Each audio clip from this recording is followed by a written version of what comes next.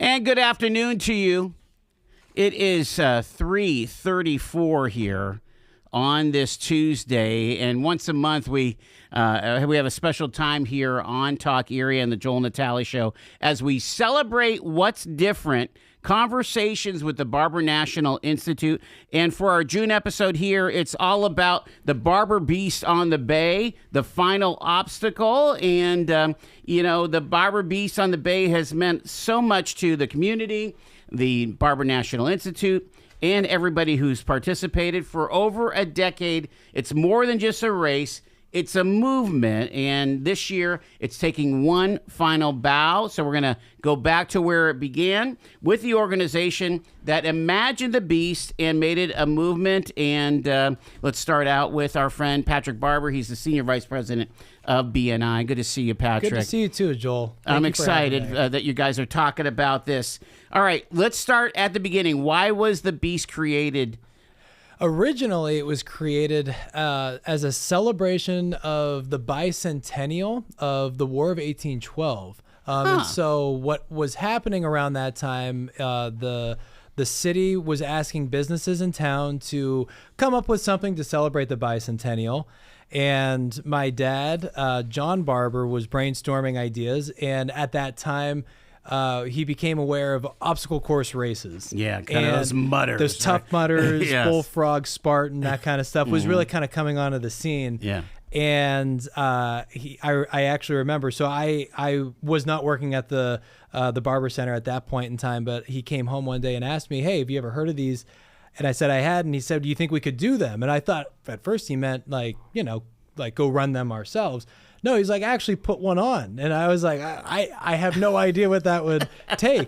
So he kind of hatched the idea and started from there. I mean, that we brought Laura Schaff on board, to do many things, but Laura was very much brought on board to create this from nothing. And then from there it grew. I mean, we figured out, okay, let's put it on Presque Isle. What kind of obstacles are we going to do? Who's going to build these things? Mm-hmm. We had to work with the state park. You had to work with Mill Creek. And then over time that grew. The building crew grew. The number of obstacles grew. The number of participants grew. And so from there, it just kind of blossomed. Paul Nelson reached out at one point and said, "Hey, you guys are doing this thing down on the beach. Why don't you finish it up here at Waldameer? Because we're closed after Labor Day." So that's why now it's held every Saturday after Labor Day. So it finishes at Waldameer. Thank you to Mr. Paul Nelson and the Nelson family. And so I tell you what, it's come quite a ways. There's a lot of history there to get to where we are today, but that was really the genesis of it. And the point of it was always to be inclusive, right? Mm-hmm. To have an adapted course. That was really key. It was the reason why my dad wanted to do it. He wanted to create an opportunity for people with intellectual disabilities and autism to participate and to be celebrated. And we do a lot of events, and they're all honestly great stuff. But this is one of our favorite events because it also our people get to participate and get to be visible, and they get to win, right? And they get a medal, and you know what I mean. And that's you can't recreate that any other way, right? And so the adapted course really was core to what the original idea was. I don't think that we were planning on doing this for 12 years. I think honestly, I firmly believe it was probably a one and done. Yeah. But hey, this thing took on a life of its own, and people loved it. So we've been doing it ever since. Why do you think? Why is this the final obstacle? And how will you carry the adapted course forward? The reasons to go into it are honestly, it was a multitude of things happening at the same time. So one of them being that you can't do this thing without volunteers, specifically the Beast building crew. I mean, these guys they're doing this out of the goodness of their hearts. And they're handy guys that have really put a lot of blood, sweat, and tears into this for little to no return, maybe some dinners here and there. And we're really grateful for them. But the reality is that crew is interested in this being their last year. Okay. So it was that. We've had some retirements at the organization. And then it was also just kind of a look at the landscape of OCR, obstacle course races, and kind of a determination that, I think we didn't want to devalue the image of the beast. Mm-hmm. I mean, this thing has been something that is come to be associated with high quality. We didn't want there to be a risk that we couldn't put this on at the same level. Right. And so the more that we talked about it, we decided that it was probably in the best interest of all of us to let the beast have this be the end of its life, mm-hmm. and to live on in history as what it really was, a high quality event put on by people that cared a lot.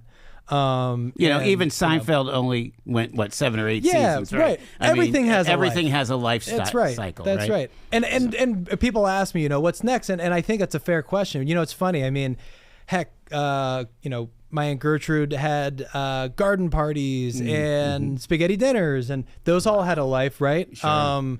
We don't do those anymore. And I think this is just one of those things. Like, I don't know necessarily what's next. Maybe it's fitness related. Mm-hmm. Maybe it's not. I'm not sure. But, we'll always look for ways to engage with the community, and especially ways to be inclusive, right? And to bring individuals with intellectual disabilities an opportunity to do something that they wouldn't normally get to do. Let's talk about some of those folks, including one of the prime beast builders, Andy Zimmerman. Good to see you, sir. Talk about some of those behind-the-scenes stories. What did it take? What kinds of crews and all that, Andy?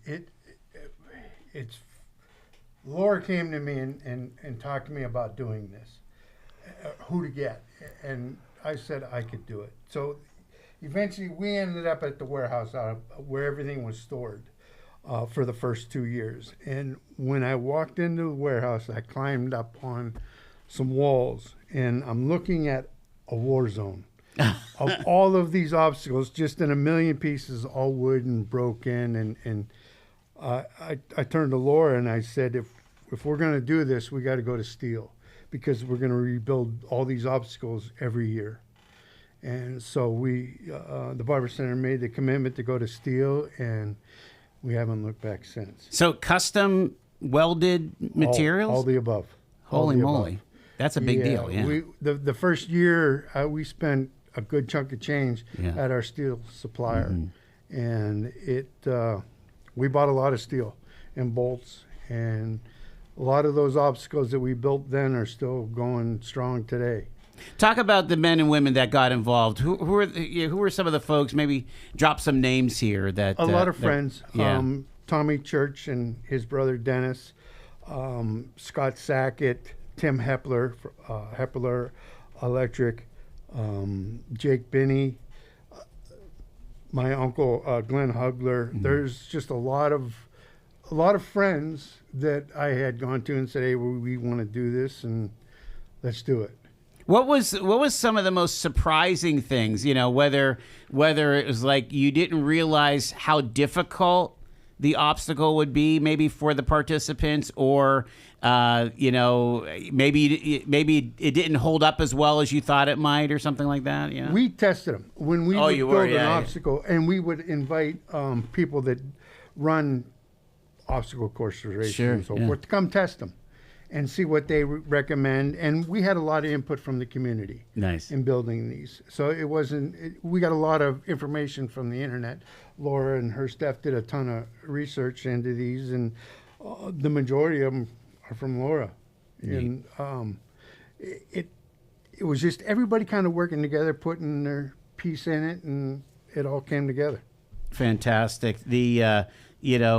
And talk about the spirit of when you were doing assembly, doing construction. I mean, again, you could have built them at some point, but you had to put them out there, and you probably were given just a limited amount of time, right? Yeah, to position them, because you can't just take over the beach forever. No. If it was not for BSI, Building Systems Incorporated, the Shaw family, if it wasn't for them, we would not have been able to. The logistics of getting all that equipment out there on the beach, setting it up, tearing it down, because we had to have it off at the end of the day. Everything pretty much cleaned off.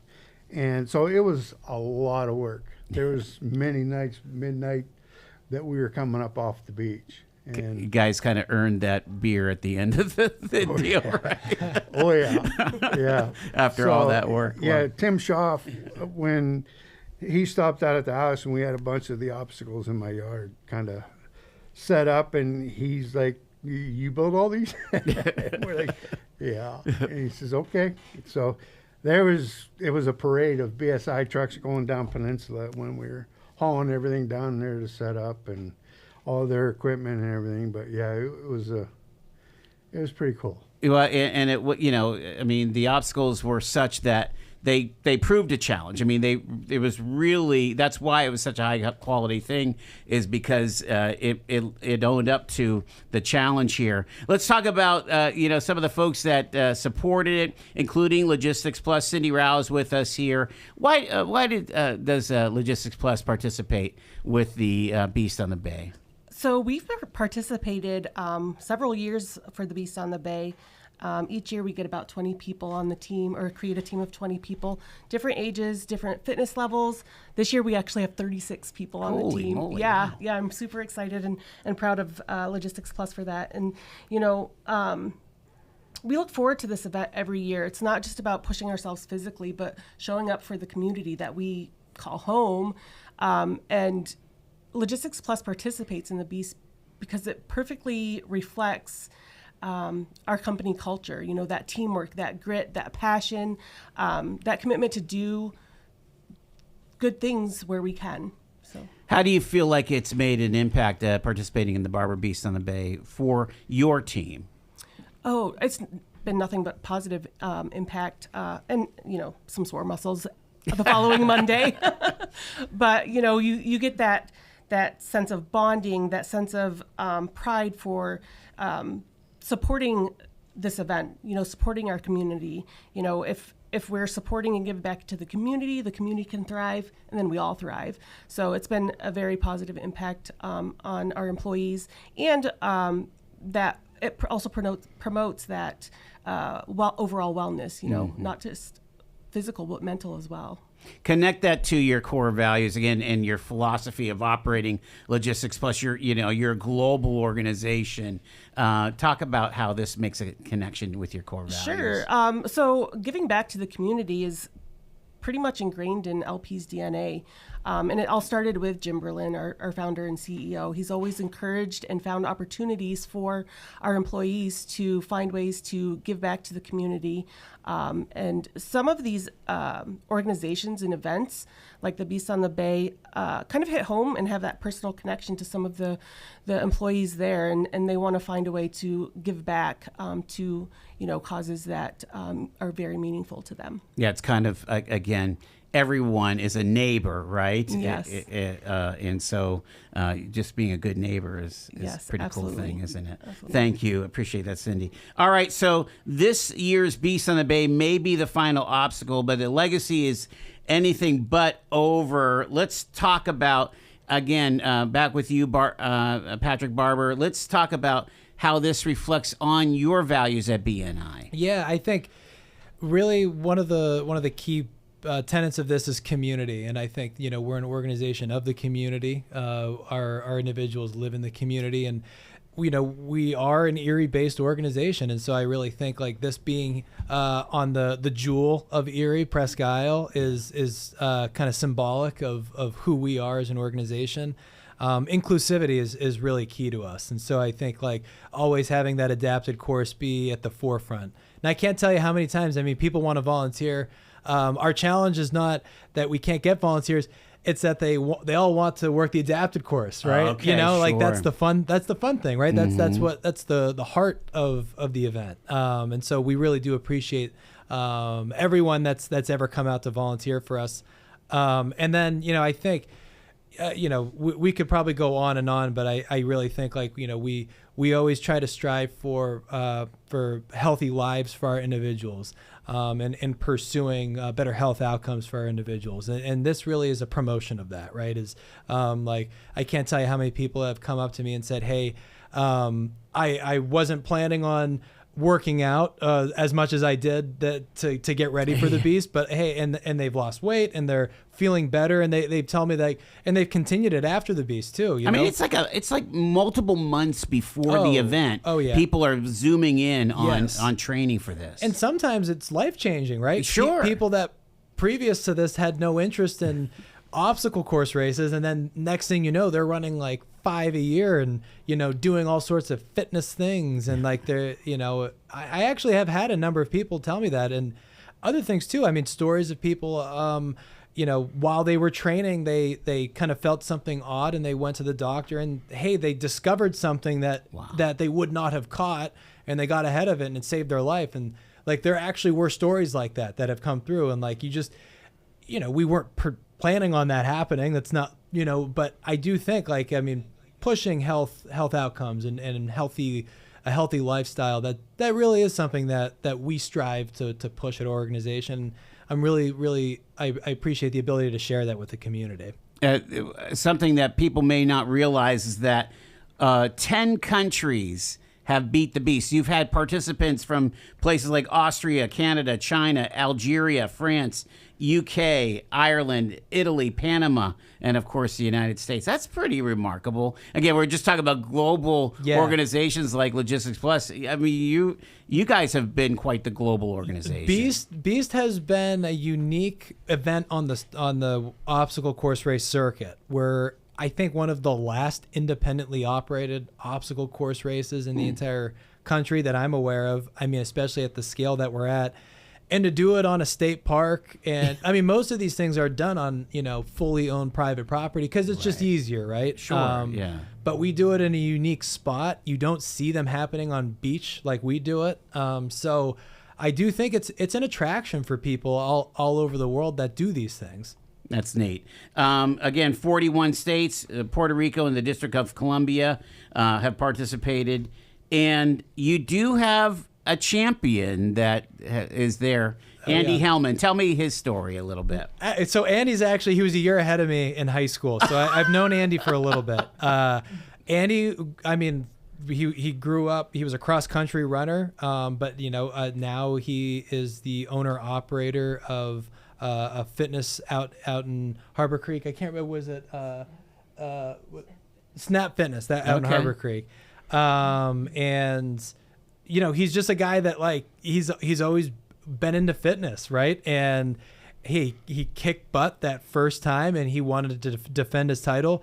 I think it might have been year 3 or 4 he lost to some guy, and I apologize, I don't remember his name. Yeah, but I think it lit a fire in Andy, and he said never again. Wow. And so but I love that, right? It's like the spirit of the event kind of lives with Andy too. I mean, he's always been an ambassador for us, and we're really proud to have a guy like that that continually comes back every year, and now he's got a child. I think last year was his first time running, and they just had their first child, and it's kind of cool to see that the life of the beast, he grew up with it. So. All right, well, let's put a bow on this conversation about Barber Beast on the Bay, the final obstacle.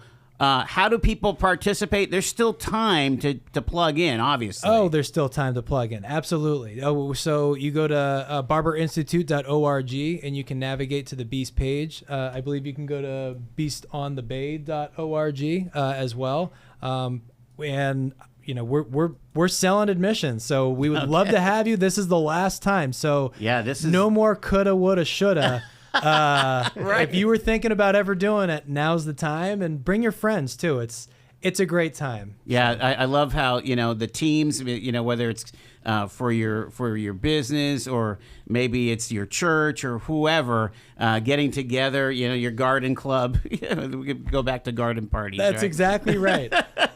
We appreciate it. Patrick Barber, Senior Vice President of the Barber National Institute. Andy Zimmerman, one of the beast builders, and Cindy Rao, Logistics Plus. Thank you, folks, so much. Again, there's another Celebrate What's Different, Conversations with the Barber National Institute.